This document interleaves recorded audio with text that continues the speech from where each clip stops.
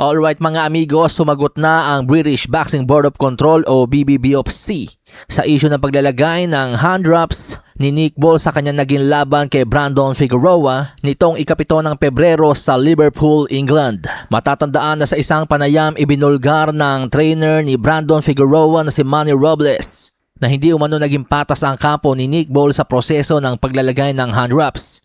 Ani Robles, hindi umano nasunod ang napagkasunduan sa fighters meeting kung saan dapat magbabantayan ang magkabilang kampo sa pagbabalot ng hand drops ng kani-kanilang boksingero. Pero sa halipan nangyari nga daw po mga amigos, pagdating ng team Brandon Figueroa, balot na ng hand drops ang mga kamao ni Nick Ball at nang subukan nga daw po ng team Figueroa na ipaulit sa koponan ni Nick Ball ang pagbabalot ng kanyang kamao, sila daw po ay hindi pinahintulutan ng WBA at ng board. Pero paliwanag nga po ngayon ng British Boxing Board of Control, kanilang pinayagan si Nick Ball na maglagay ng hand drops kahit wala ang kampo ni Figueroa dahil late dumating ang kampo ni Figueroa. Heto po, basahin natin yung mismong report. The situation that has been recorded is that day, Figueroa's team arrived later than the pre-arranged time.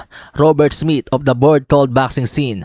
Ball's trainer, Paul Stevenson, who had 3 fighters on the bill, requested to move ahead with the wrapping of hands, which was approved by the WBA supervisor and the board inspector.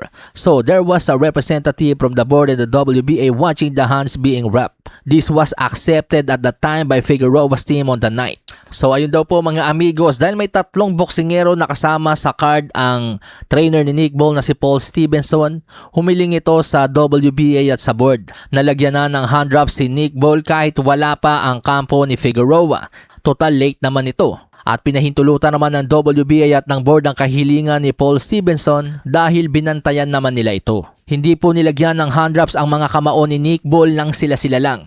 Present po ang WBA supervisor at board inspector nang ito ay lagyan ng balot. Samantala sa iba pang balita, Supa Boxing inanunsyo na ang mga weight classes sa kanilang liga. Ang boxing sa ngayon ay may 17 dibisyon. Heavyweight, cruiserweight, light heavyweight, super middleweight, middleweight, junior middleweight, welterweight, junior welterweight, lightweight, junior lightweight, featherweight, junior featherweight, bantamweight, junior bantamweight, flyweight, junior flyweight, at strawweight. Ang WBC at WBA meron pa silang bridgerweight. Yun yung dibisyon pagkatapos ng cruiserweight. Pero ang Supa Boxing po mga amigos, 8 dibisyon lang ang kasali sa kanilang liga. Ang pinakamababa, bantamweight, 118 pounds. Sumunod, featherweight, 126 pounds. Lightweight, 135 pounds. Welterweight, 147 pounds. Middleweight, 160 pounds.